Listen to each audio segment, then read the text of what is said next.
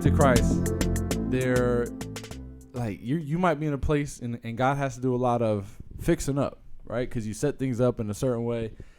And just think of it like this. You bought a Lego set and you decided to just put it together without the instructions. And you made it so far and you realize this is buns. This doesn't look like the thing that's on the box, right? And you have this picture. Let's use it like that. Picture of what your life should look like. And you look at it and you're like, okay, how can I get there? I'm going to try and start putting everything together myself. Bing, bang, bow. Looks terrible. What do? Okay, well, guess what? If we're going to get to where God wants to take you, we're going to have to break all this down and start from scratch. So the people you were probably hanging out with on a regular basis, you're probably not going to be kicking it with them anymore. The job that you worked because you wanted to make a crazy amount of money, probably going to have to give that one up. For some people, relationships that you're in, I've seen people, they try to make it work, right? Granted, marriage is different than just obviously dating, but the Bible kind of talks about that. I don't know if it's necessarily applicable to relationships. It's like, if people are in a relationship or in a marriage, it says specifically, so we're not confusing anybody, and one of them gives their life to Christ, it says you don't have to divorce that person, but don't let them drag you down. But for some people, you're dating somebody, you're not seeking God, they're not seeking God.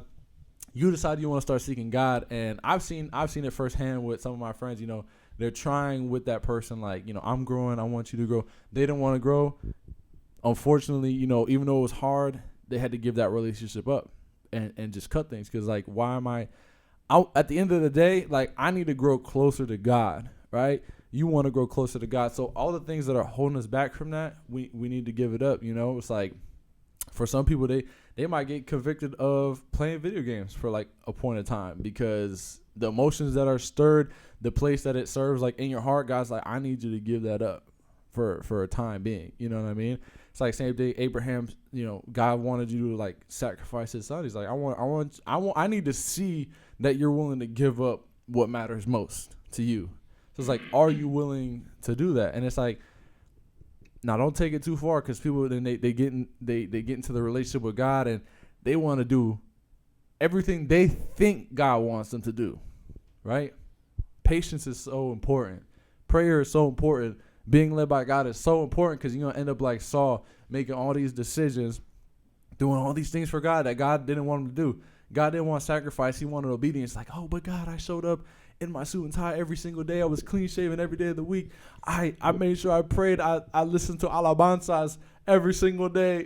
Corito solamente every single day. and then when they're struggling, they're like, God, where are you at? I've been doing all this. Where are you at? But God didn't tell you to do all that.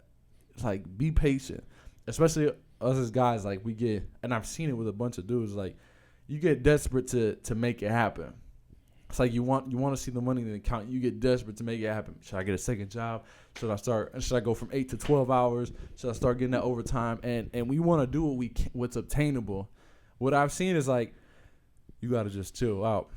You got to take a second, pray about it. You know what I mean? Once God has your life kind of, okay, you got a good schedule. You got the job that makes sense.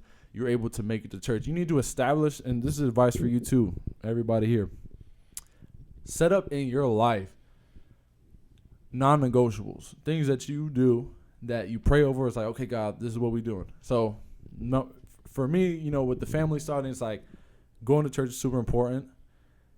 If anything conflicts with church, I'm not gonna start. I'm not gonna do it. I pray that whatever God has for me doesn't conflict with that. That's what my prayer is. Okay, because you don't want to be confused. Like, God, I don't know. I've been asking for money in this job. I would miss church Tuesday, Thursday. Now you're super confused. It's like, okay, God, whatever you have for me, make sure it doesn't conflict with that, because He's gonna make it happen the way that you need it to work. You just need to pray and be patient. Secondly, for us is like, that family dinner time. It's like, okay, we want to make sure nothing conflicts with that. We want to have certain days to spend time with family. We want to make sure that we can work out. We want to make sure we can do this and the podcast. So it's like, if it don't fit in the schedule right now, then we're just not going to take it on. And we pray that whatever God, because God can do anything, bro. It's like, but you got to understand, your prayers like what you're praying about, other people may be praying about. In the sense of like when we bought this house, not only was I praying for this house, Mariah was praying over our house. Our parents, four of them, praying over this house. My siblings, my pastors, my church. Like we were looking at houses maybe like Elyria. It's kind of like a little bit further, whatever. Just trying to find something, And not only is like our prayers being heard by God, but my parents' prayers are being heard by God. Like, do my parents want me to live far? No. So like whatever God gave us has to answer 10 different people's prayers. Versus my prayer, I'm just thinking about what I want. So it's like when you trust God, you got to trust that what he's going to set up for you is like the most perfect thing, and that is going to be the most perfect thing, because without him, then it's just going to go sideways. So like I said, in your life, establish like what you're trying to do. It's like I'm doing this, that, and the third, and God, this is what I'm doing. So that's like phase 1. Make sure that's all is good, and then everything else that gets built on top of that, let God just slowly but surely build it up. It's like how I was showing you all the random furniture in this house. It's like while I was working, I didn't have a house, but I just kept saving this stuff and putting it to the side and putting it to the side. And it looks like you lived here for years, bro. This is a big blessing for you. That table was given. That's crazy. But that's what I'm saying is you gotta just be patient, do stuff the right way, and you're gonna see that it comes to fruition. And yeah, so you give your life to Christ, and now I need God to continue to move, to continue to work in my life. But I need to do things. I need to give him an opportunity to show the change that's in me. So once he kind of reformats my life, I need to continue to seek him and honor him. So honor him is a good umbrella term because it is applicable to everything. Honor God. How do I honor God with my house? How do I honor God with my marriage? How do I honor God with my job? With you hopping on the game? How do I honor God with hopping on the game? How do I honor God with the gym? You need to ask yourself these questions. Whatever you're doing, how do I honor God with this? And you're going to see a big change because you need to give everything that you do to God. This is plain and simple, And if you don't, then just pray about it. It doesn't matter where you're at. You don't need to think that you need to be somewhere. You got to just quite literally, as simple as it is, you're like, what's the magic sauce? Praying about it.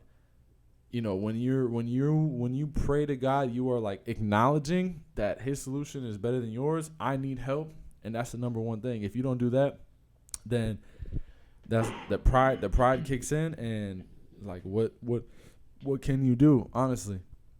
So with you, going back to your story, you shared a testimony with me a couple weeks, about a month probably now back. This was No, I shared it to you on that last Monday. I think we talked a little bit. No, and I gave you like. I thought it was that service at Cape Marine's church, right? Remember you told me after church quick because we hadn't seen each other in a while. Yes, you're right. Yeah, because I think your summer Bible studies, I should come. It's tap in. We're planning it. I don't know how we're gonna execute it. That's gonna be a work of God because the baby is estimated May 16th, and that's like 2 weeks before the Bible study should start. So it'll work out, bro. We're gonna figure it out. But tune in. That was something edifying. It's one of the that was Praise our last push, and not to glorify his Bible study and all glory to God, but it's the last push that got me into that. So tune in. I appreciate. Pull up. Yeah, I think it was a Cape Marine's church. So then, just so we can understand the timeline, because I think 3 years ago you were coming to the Bible study and you were doing stuff with us. I remember because I got those pictures. You and Brody holding up the signs, and when we did that service outside. So what? I guess I was 23 at this point. 22? No, 24. I think I was. Really? Yeah, because I wasn't going to church, but I was trying, making that attempt, and then you were inviting me to go, and you were on my butt about it. I remember, which is good. Not complaining, but yeah, you were like, "Hey, bro, you gonna come? Are you for real this time? Gonna come?" He wasn't. He kept, man, I'm gonna make it. I'm gonna make it. You gotta hold everybody accountable. I don't have PSA to everybody. Stop getting butthurt because people don't want to do what you want them to do. Okay. Sometimes I struggle with that because I, invite people to the pod and they can't make it, and then it's not even like maybe it's the enemy trying to get me. Like, they don't want to. They don't like you. They don't want to. And I struggle with that stuff, bro. Like, I've struggled with negative thoughts so many times. Like, we did a bonfire, bro, and it was great. Did you go to that one? Is that Angel and Layla's house? No. That's all right. A bunch of people went, and at the end, I promise you, it was perfect, And at the end of it, I'm riding in the car on the way home, and just thoughts of like, man, nobody was rocking with it. Nobody really cares. Everybody thought you looked silly for putting that on. It's like crazy negative thoughts. Like, I don't know why, and it just put me in a bad mood. But you got to recognize that stuff and overcome it.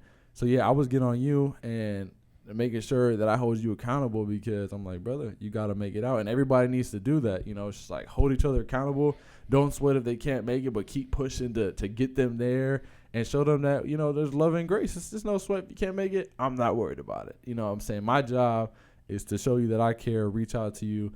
And if everybody did it, we'd all be good. But it's hard sometimes, life happens. And sometimes you have seasons where you're looking out for yourself. And then you have seasons where you're looking out for others. But we just got to, consistently be there. So you came to the Bible study.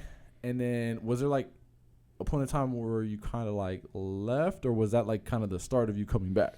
That was so I came. That was the last Bible study of 25, if I'm not wrong. And I think I was trying to get back. And I when was the last Bible study? Was it October or was it end of August? Mid-August. Mid-August. Yeah, so I think that was one of the last pushes I had, because I had lost. I don't remember if I lost my job in August or September. I had a little dispute with a coworker, bro. It was the worst thing ever. Job paid amazing, But you're saying, well, just from a perspective. So you're saying August is when you started getting back into things. I was trying when I so this is 25 was a year. I was just freaking out because I was talking about the job thing, and then you said that you lost your job. So that's why I was like, yo estaba hablando en la vida. Yeah. So it was actually one of the reasons that I was trying to get back into church was a relationship I had, and it was just I'm not throwing shade at her. I hope she's good, whatever. I almost was like, I'm childish sometimes. I was like, no, all the shade. Nah, no, that's crazy. Maybe never mind. So because of that breakup, she was an interesting character, so it was very daunting to me. It was this is why let God pick your spouse for real. Let God pick your spouse. Don't go off of looks. So anyway, so because of that breakup, I decided to go back to church. I had went through it with her, and it was really daunting to me because I had grown this emotional attachment to her, even though she wasn't good for me. And God was telling me that she's not good for you. So then in August, I think I was just freshly out. July. We had just broken up, and then I took a little bit of time. I took a little bit of time to myself. I was alone. Closed the curtains in my room and just stayed in darkness type. So respect. So I had to. I don't. I usually don't take alone time for myself. I always want to be around people. Yeah. So I kind of needed that time, and then in that trajectory, my mom, bless my mom, and happy birthday to her. Happy birthday, Mom. My mom and my dad too, but my dad's tough love. Tough love, yeah. My dad's tough love. How if you don't go to church, what do you think? You didn't, bro. My dad was the same way, bro. I get it. But kudos to my parents, and God bless them both. But my mom was always like, mijo, this and that, church, and not even church. She was like, just pray. You know, like you don't have to go to church, but you know, make an attempt to, you know, feed your spirit, you know, at least once a week, once a month, if you can, please go. And then there goes the tears too, you know. So, you know, how can you say no to your mom if she's crying to you? Yeah, you man. know? So I decided to go to that Bible study. So I was like, okay, let's go to that Bible study. I took my buddy with me. And I went, and then the enemy, you know, started working my head because I saw people that I wasn't really getting along with at the time. And I was like, at the Bible study? Yeah. Bro. But that's like the hardest part about the Bible study. I love everybody and I'm cool with everybody. But there's people like be having issues. I'm like, bro, I want to invite everyone, but people just have contentious. I'm like, man. But that's another lesson I learned that day too. You know, you go there for one reason, not to see other people. You go there for God, you know. And that's what I learned too. You know, I don't care where I'm at. I don't care who's there. As long as it's just me and God in that moment, who cares? But yeah, so I went, and then got prayed for, and was it you or was it an angel? I think it was Angel. He was doing a lot of ministry. Yeah, so I was in that moment. God's been doing this a lot in my life. In that moment, I was like, I need you. I need a hug. I need something, please, because I'm dumbed down right now. I'm ready to throw in the flag and call it quits, you know.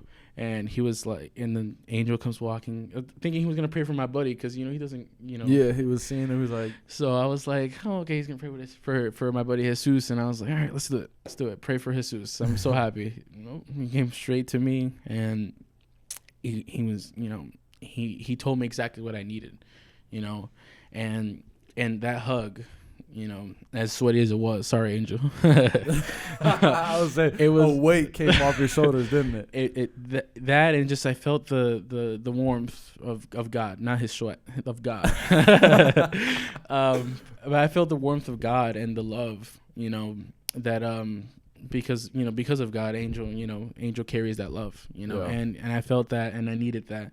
You know, like you can get a hug from another person in the street, you know, tight, but if it's not from God, it's just a different feeling. Yeah. Different feeling. And I took that, I went home, and I told my mom, I was like, hey, I loved it, you know, and I want to try to go back to church. Cool. Went for a week, loved it, stopped again. Oh, man. So this is what God had to pull to get me to, you know, get your butt. Full I beat like full I beat is crazy. I lost my job over the most stupidest thing, bro. The argument was so dumb, and I'm gonna add to this after the testimony, but me and him, we reconciled at a random Walmart, and I apologized to him, and it's like, I hope we're good, and he out of nowhere, it's like, I hope you find a better job than what you had. I'm like, thank you, bro. Crazy little side quest I had. After the whole situation, but lost a job with that guy, or with that lost a job over the situation I had with that person. And be honest, what did you say to him? What did I say to him? So I saw him drive by, and I honest like on a forklift or something. Was this like a warehouse? Or no, Walmart. I was at Walmart. No. But I'm saying, when you guys argued, why did you argue with him? Over cars, bro. Like, you looking at me, I know you're judging me so hard right now. About like a conversation about just cars in general. So you think of a BMW, you think it's a quick car, right? You look at my Honda Civic, that thing is slow. One day we raced, and I was keeping up with him, and I called his car slow, and it got into a whole big thing that he confronted me at. So I went to go pay a ticket, drive safe, slow down. I went to go pay a ticket, and I came back to work, and as I was gonna put my ticket back in the car because I had to show my supervisor about it.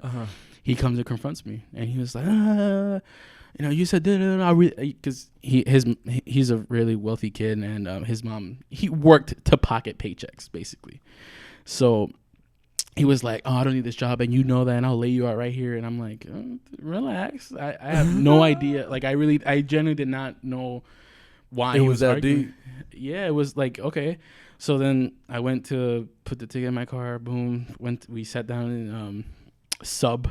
HR office, so right before HR, and we sat down and I apologized. Like, hey, if I offended you, you know, this and that, and, you know, my bad. And he was like, oh, I accept your apology, but I'm not apologizing. And that was like the start of a very hard hitting raíz de amargura. And I'm like, this is crazy. I just humbled myself for a guy that didn't even deserve it. Whoa. So, hashtag how Jesus felt. Wow. Yeah, that's crazy word. it was crazy. And so I was like, you know what? Forget about it. I think it was a. So did they fire both of you or just? So I'm gonna get to that. So Friday, that was on a Friday. So okay, well no, that was a Wednesday. Thursday rolls around. And I go into work and he's just walking by me smiling, like he's taunting me, like you know, this like a shark in water, just trying to get the best of me. It was bad. So then I was all ticked off all day, you know, letting it get to me, and then until I exploded, and I went to the HR guy, sub HR guy, and I talked to him, and he was like, I had a feeling this. I think you got something for this sub HR guy. No, he's great. He's a great guy. He was he said, I imagined it was because of the whole apology thing, and I'm like, yeah, it's something that really got to me. So that was in the morning. That was around 11 o'clock. We went on lunch break at 12, and I went to go. I was with Joshua Torres. Love you, bro. Joshua? Oh, Torres. Joshua? I know like a couple Joshua, so I had to cycle through. Cleveland Joshua. Yeah, really cool guy. But we went to. He worked there with me, so he's the one that got me a job. Thank you. And we went to Chipotle. Came back, and I unconsciously parked in the spot that he was in that morning. No assigned parking spots. This, you know, I didn't do this on purpose. It was like school days where it's unassigned seating, but everybody would just sit in the same seats. Yeah. So I parked there, not like just not thinking. Not intentional. No. And he got really mad. Yeah. So he put his car in front of mine and floored it, and his car does like pops and stuff like that. So whatever. Did that, and then he parked, and I got out of my car. I'm like, was that really necessary? Probably, you know, adding insult to injury, you know. So I was like, was that really necessary? And he's like, yo, you just mad your car, my car is louder than yours. And I'm like, what? So I'm like, what's your problem, man? And then his buddy yells at me. He's like, keep it walking. And I'm like, you know, I'm not in church, so I'm like, you know, shut the up because sorry. I'm not talking to you, I'm talking to said person. And he was like, what'd you say? And I'm like, okay, this is going to turn into a big fight, and I'm not trying to lose my job. Went inside and talked to... Bro did not try hard enough. No, I guess not. Sat down in HR, and we sat down, and I told him my story, and then he said his, and then he... you know, defamed me. He started saying that I told him this and that I was gonna shoot up the place. This is how crazy this lore is wild. And that I said the N-word to him. He's a white kid, and I called him the N-word 5 times. And I'm like, so I like he finished talking, and I'm in my seat like, okay. So I'm just in my seat like, all right, can you check because there's cameras outside? Yeah. Like, can you please check? I hope they have audio. Check the camera. And he's like, yeah, check the camera. I have witnesses too. His buddies. So I'm like, okay, whatever. Point is, we were both suspended. Monday rolled around. Monday rolled around. I haven't had a call back, so I didn't show up at work. Monday around 5 o'clock, I got a call. Hey, so we decided we were going to separate you from the company. I'm like, really? And for what reason? He's like, there was a violation of rules that you committed. And I'm like, what rule? No response. So yeah, have a good day. And she hung up. HR lady. And I was like, oh well, I'm jobless now. I'm not gonna lie, you could have probably came after them for that. Legally, I would. Nah, I don't know nothing. I wanted to, but you know, broke boy, you know, trying to get a lawyer, and it wasn't gonna work out. You need Misney, man. So next time I'll call him. So dang, yeah, so then that's fried. That's terrible. So that job paid so well. Like I was, and it's getting paid weekly, like almost 9 weekly. So for perspective, I have no responsibility. I have responsibility. It's just not as much as this guy here. You know, he has a family or almost a family, and no, we'll do that. And a house and car payments and stuff like that. You know, I have a little bit of stuff. You know, and so that was great money for me. Mm-hmm. You know, and because I was making great money, I lost sight of everything else. You know, I thank God I wasn't being an entitled kid. You know, but, you know, I did lose sight of everything else. What was important in my life, you know, God, family, everything. Mm-hmm. You know, I was always going out, always eating, always, you know, gaining. He got a happy weight. I got a different type of happy weight. Buying stuff for everybody and, you know, just doing everything, you know, everything I wanted to do. And then when I lost a job, you know, I got real low, you know, I was set. That job was set. You know, yes, I did have to bust my butt. It's 12 hours a day, but maybe that's not what God wanted for me. You know, so I'm blown. As the more I hear the story unravel, I'm just blown away because I said it, and then he said it. I didn't know I knew nothing of this. Okay, but I'm excited. I'm just happy to hear what you're saying. Everything's falling into place, bro. This is crazy. What was your reaction? Like, I'm saying what I'm saying, and you know you haven't told me any of this. What were you thinking when I'm like saying what I said? I thinking about this whole, like, I wasn't trying to talk about this because I was like, this is probably irrelevant. But then I'm like, no, it goes in part of why. Yeah, super relevant. Yeah, but it's because, and this is, I'm gonna continue to say, it's because that day that I went to your Bible study, I told God that, you know, like that same week, I don't remember what day it was, but I told God, I need anything and everything right now to get me back on track with you. Look what had to happen. Wow. And I didn't, and that's something else that was hurting me too, you know, because I was always tired, you know. I was waking up at 4:00 in the morning, going to sleep at 12, waking up at 4, going to work 12 hours. 4 hours of sleep is crazy work. I'm young still, so I gotta make it work somehow. How old are you right now? I'm about to be 21 in a few days. Oh, yeah. Soak it up, because once that 20, I'm 23, and I'm like, I'd be tired, bro. I think this is your last year of I think so too. I've been sleeping at like 11, trying to, because I have my new job. I work at 9:30, so I get to, you know, so it's nice. But so God had to take that away from me, because I just, you know, when I told God that I wanted to go back on track, I stopped going to church. Like, it's just like I'm like unconsciously just like, I'm tired, I don't want to go, you know, because then, you know, I would go to work, go to the gym, go home, sleep. That was my routine. Monday through Friday. Saturday, go out, do what I gotta. You do what I want to do. Sunday, car meets. Bro said, I'm working 12 hours. I'm working out for 2 hours. I'm too tired to sit in a banca for an hour. Can you make it make sense? No. no, I can't. No, but that's why I said earlier, just like letting God put the pieces together for you, because He knows you. He knows the strength. And He even knows what's coming in the future. So it's just He put everything together. Let Him put everything together. You can confide in Him more to understand. Like, God got me here. He knows that I have enough strength, or that He's gonna give me enough strength to do what I need to do today. It's like you work. You know, you work in what is it? Is it an 8-hour a day job now? 8 hours a day. That gives you plenty of time if you know you want to go to the gym, go to the gym, and you go to church for a little bit, and then you get to sleep in because you work at 9:30, and I can go to sleep at 2:00 and still have 6 hours under my belt. I'll be thinking about that too. I can go to sleep at midnight, wake up at 7, and I'm happy but like, yeah.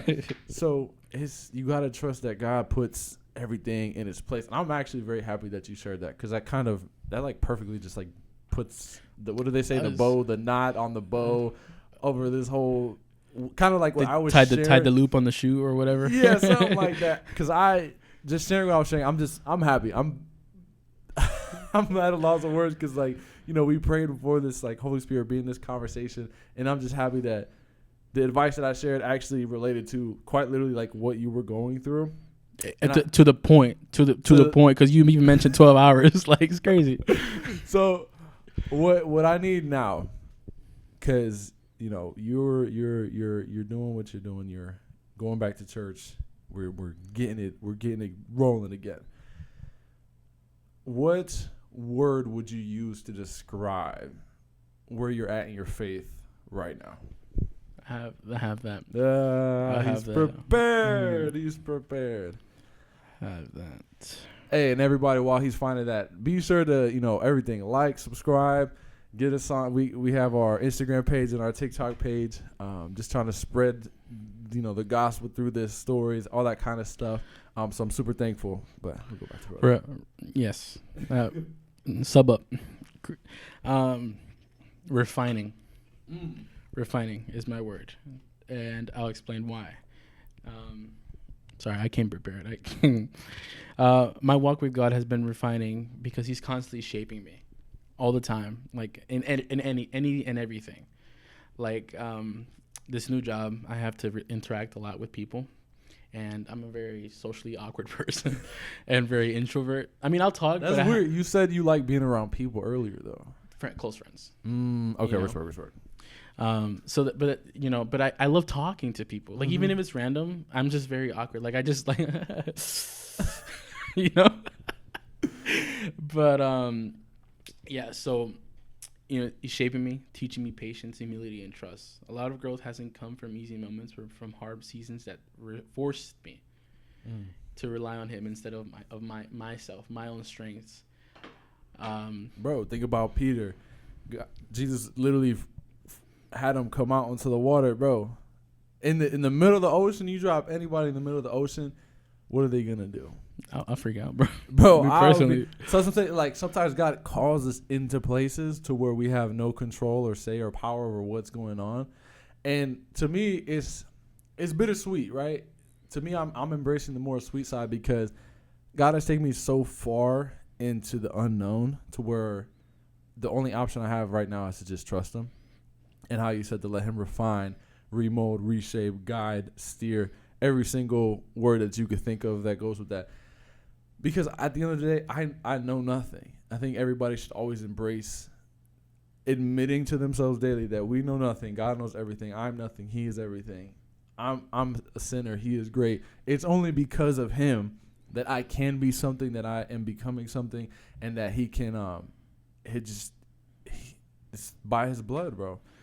And the day that you start thinking like, oh, I got it, I'm good, I'm him, I'm great, you're that guy. You're that guy. It's terrible. It's done. Yeah, the whole being forced to rely on him was definitely something, that was hard hitting because I was so used to just doing things on my own, doing things without. I just like, okay, we gotta do this. No matter what the outcome is after that, So it was like, if I can't do it, who's gonna do it for me? That's the mindset I had, And so you were trying to make it happen, no matter whatever it took, And that's that's one of the reasons why God had to take me away from this job. I lost sight on who really is what really is my foundation. Is it me, or is it the big guy? Man, And so this is perfect because you said foundation. I love that. Where would you be right now if he wasn't the foundation over your life? I'm gonna skim through it because I feel like I have something in my head. Yeah, you can flow how you want to flow. I think I'd be lost, which is what like everyone would say, and it's accurate. It's like I think of God as a GPS. I don't live in Lorraine. I always need a GPS, and if I don't have this, for people that don't know what Lorraine looks like, but Lorraine is a very like everything's spread out. Everything's spread out. Like there's 50 miles an hour roads. Like like it's crazy. I wish we had those in Cleveland. I'd be a lot more anxious, more easily discouraged by setbacks. And that's something that I take it's really into my heart because when I was playing at the church, I played bass, and every time I would make a mistake or something that happened outside of church, I didn't want to play, and what am I? I'm just sitting back, I have a setback that sets back what God has for me. and because of my because of the discouragedness. Is that a word? I hope it is. Discouragement. Oh, okay. Well, that's that I put a pause on what God was trying to do. Even if it was for a second.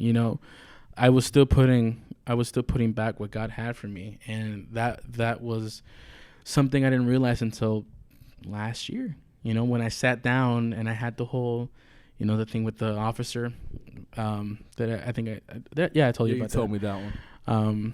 After that whole situation, which do you want me to share it?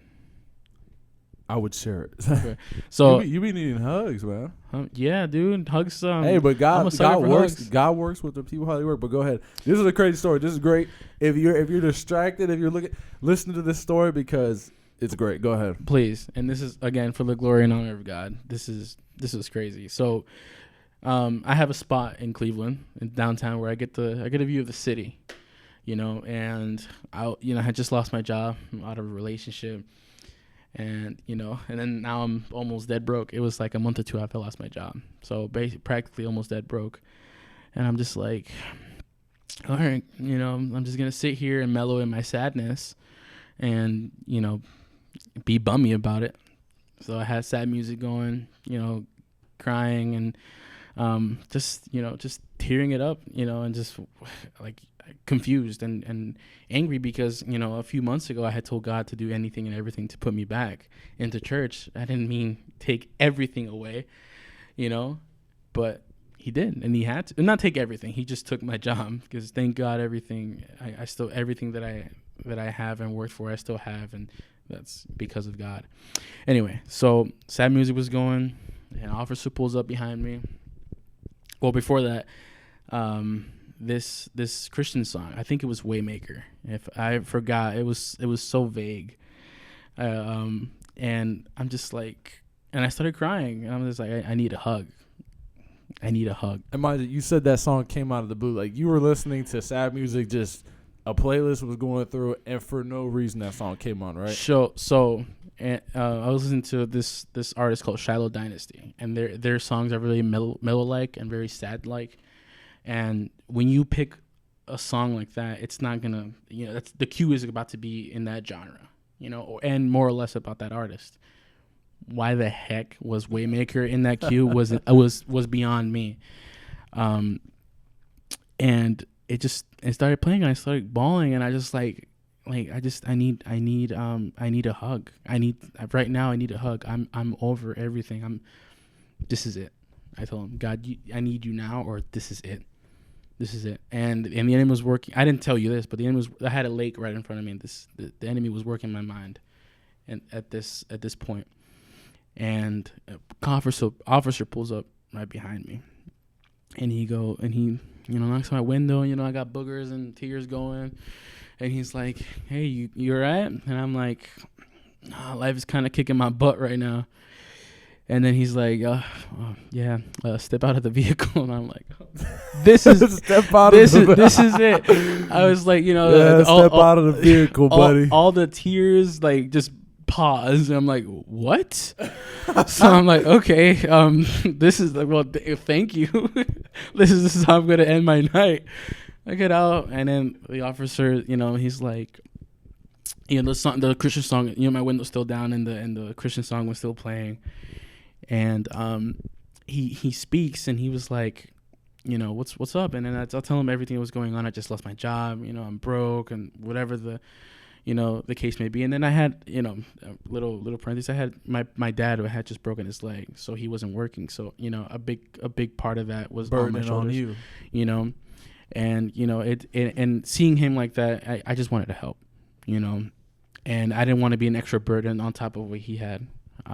So after that, I told him, and he's like, why do you worry? And I'm like, because everything is just falling apart. And he's like, but you're Christian, right? He says, you believe in God? I'm like, yeah, I do. Why do you worry? He's got you, right? And I'm like, yeah. And I started crying again. And the dude takes off his jacket and takes off his vest. And he's like, come here. He gave me a hug. That is the most God-felt hug I've ever received in my life. and he's like, just pray about everything, cry to him, don't come here and sit by yourself, go with him, go to a secluded place, in your home, be safe. He was telling me, it's not safe to be out here, anyone could have pulled up on me. True. And he was just, he was in that moment with me, and he was just like, this is, you can't just give up. He was telling me, he was just yapping away. He was but and to this day I never got his name. Whoa. Never got his name. So I really believe that could have been an angel. It's crazy, right? That when he pulled up, his lights were all white. You know how they're red and blue? Yeah. All white. Interesting. All white. And that was again, most God felt hug I've ever received in my life. And from that moment on, I went home, told my mom, like, I'm hanging up the world gloves, and I need to pick up my Jesus gloves that are weighted, because I'm ready to fight back. I'm fighting hard. And my mom looked at me. My mom's short and nice, so she's like, okay. She started crying. She started crying, and I just gave her a hug. And I went into the living room. My dad's, he's just sitting, eating cereal. And he goes, what happened? And I'm like, I think I'm ready to go back to church officially, And up until now, my faith has been there. I've been busy with work and stuff like that, so I haven't been too much, but it's, I haven't lost that sight that God still got me, and I need to keep going. So again, holding, you got to hold others accountable. You also have to hold yourself accountable.